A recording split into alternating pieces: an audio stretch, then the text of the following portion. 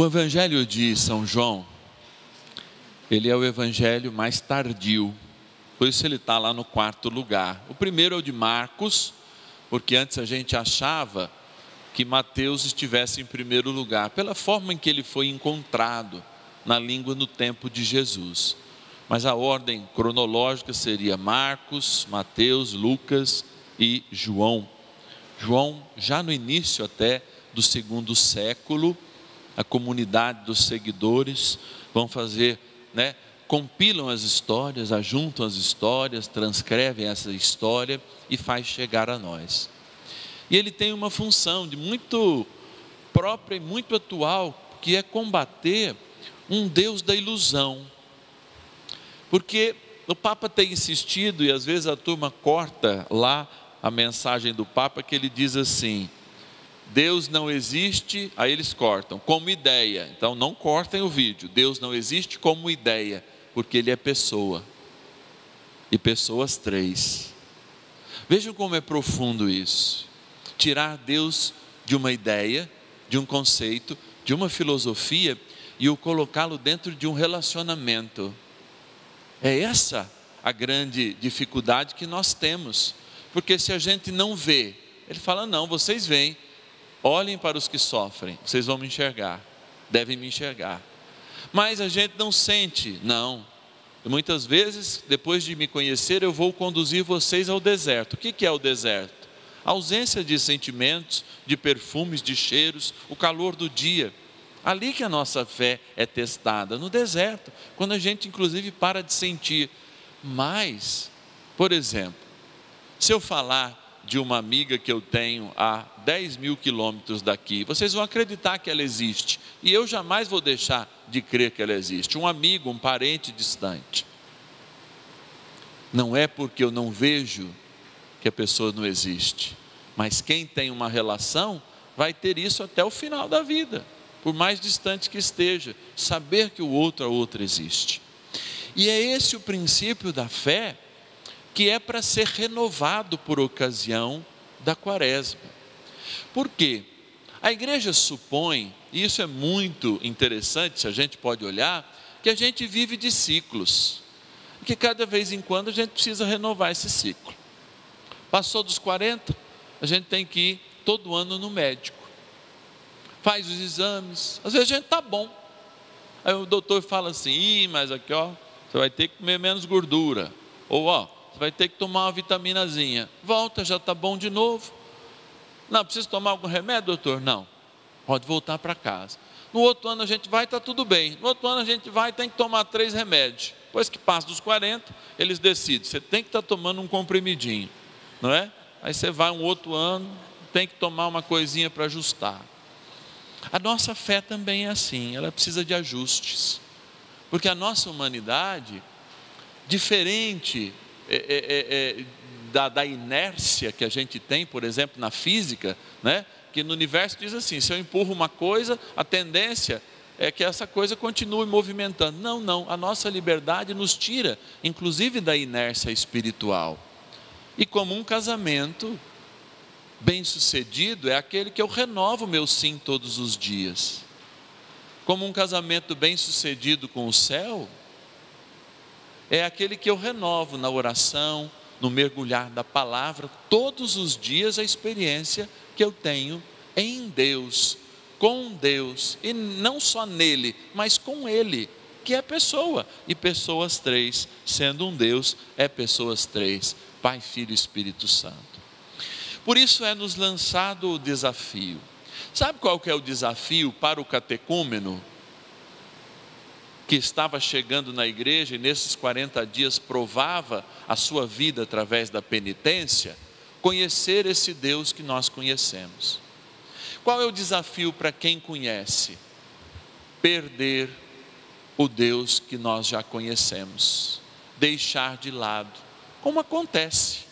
Às vezes tem uma dificuldade, um acidente, a gente volta à oração, etc e tal, e lê a palavra de Deus, aí vai entrando o comum da vida, vai passando, a gente já volta a rezar menos de novo, e por isso nós temos este grande ciclo chamado Quaresma, que é e faz parte do ciclo do ano litúrgico, que tem no Tríduo Pascal o nosso domingo do ano, a celebração pascal que a gente celebra em qualquer missa, mas dividida em 3 dias de esperança, de alimento dado, de corpo imolado, de silêncio e de graça com a ressurreição. Assim, a palavra de Deus, ela vai nos indicar hoje um caminho muito seguro. Primeiro, tudo o que torna comum na nossa vida, a gente nem percebe mais. A gente vai como um tempero. Eu não sei se vocês gostam de perfume, eu gosto muito do exemplo do perfume. Eu uso um perfume, eu acho que deve fazer mais de 15 anos.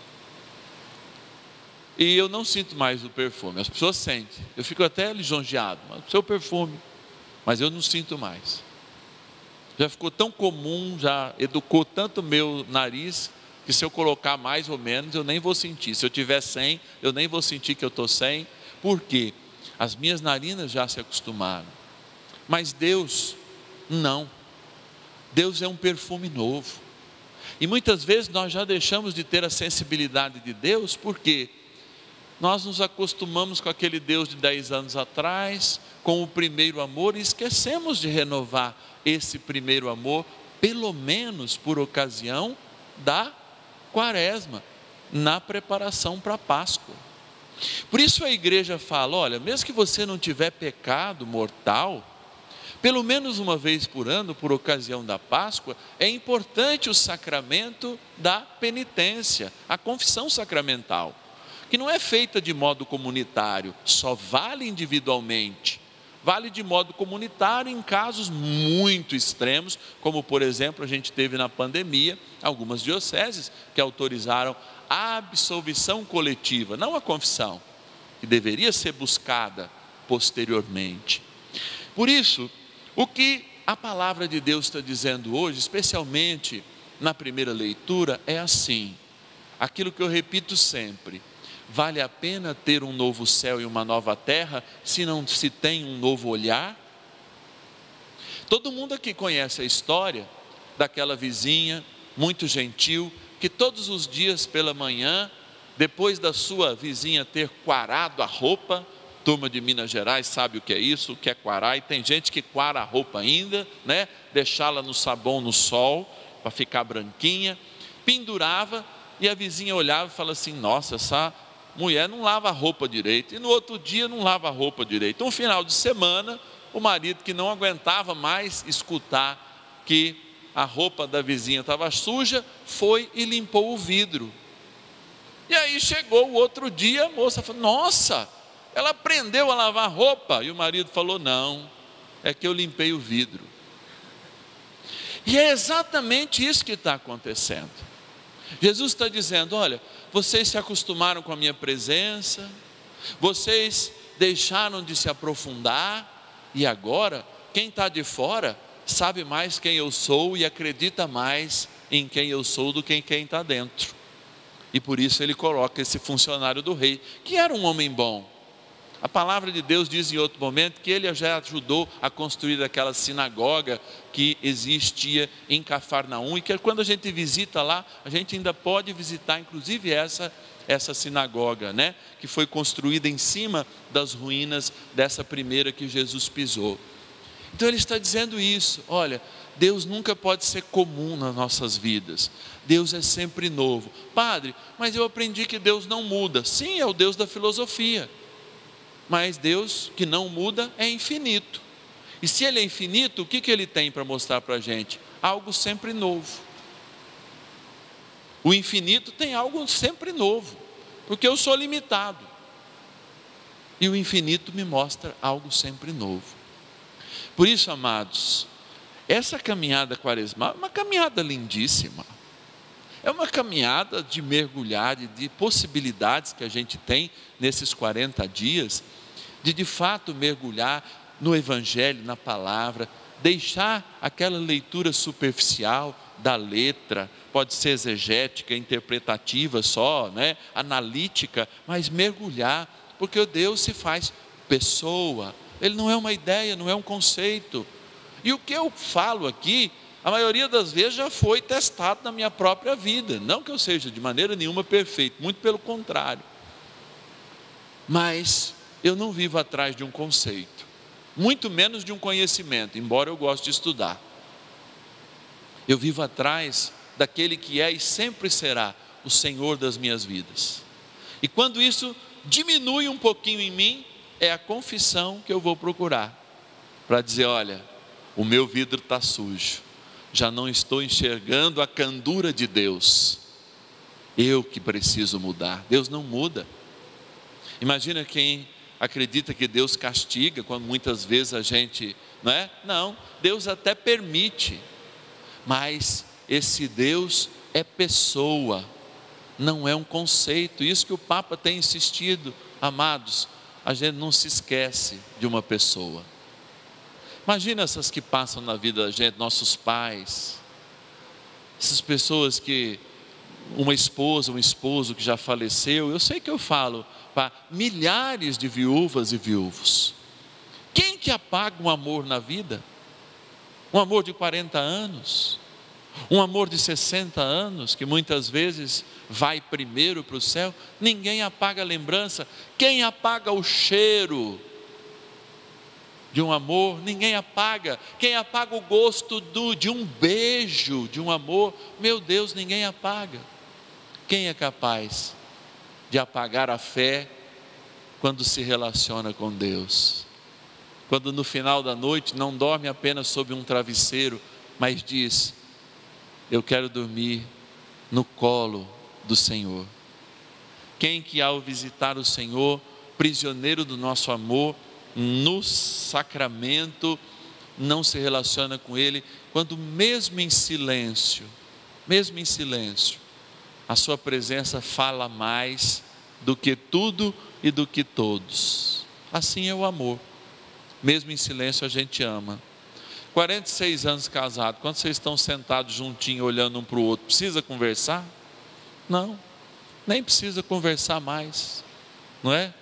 Fica quietinho, de mão dadinha assim, ó, e passa uma vida sabendo que o amor está do seu lado. E o Senhor está falando para nós hoje, não se esqueçam de mim que os salvei, não se esqueçam das promessas de eternidade que eu vos dei. Fica juntinho comigo, sinta o meu perfume, sinta a minha vida que pulsa na tua vida, e jamais você se perderá, mesmo pecando. Nós estamos falando de coisas diferentes. O pecado não é perdição. Perdição é quando a gente se esquece quem nos amou primeiro. E qual é o sentido verdadeiro do amor? Pecar, a gente pode pecar. Por isso que a gente tem o sacramento, inclusive, da penitência. Mas a blasfêmia, a negação de Deus, como muitas vezes a gente vive hoje, isso a gente não pode fazer. Porque fazendo a gente perde o vínculo. E perdendo o vínculo, a gente esquece o cheiro, esquece o toque, a cura. E na verdade acaba até esquecendo quem nos amou primeiro. E antes mesmo que existíssemos, já nos salvou com a sua vida inocente numa cruz. Eu acho a Quaresma a coisa mais linda do mundo. E eu não perco um dia sequer deste tempo de graça que me prepara para ressuscitar com Cristo e para o domingo do ano, que é o Tríduo Pascal. Louvado seja nosso Senhor Jesus Cristo. Para sempre seja louvado. Esse programa teve o apoio dos nossos benfeitores. Seja também um benfeitor, evangelizando conosco. Ligue 0 Operadora 11 4200 8080.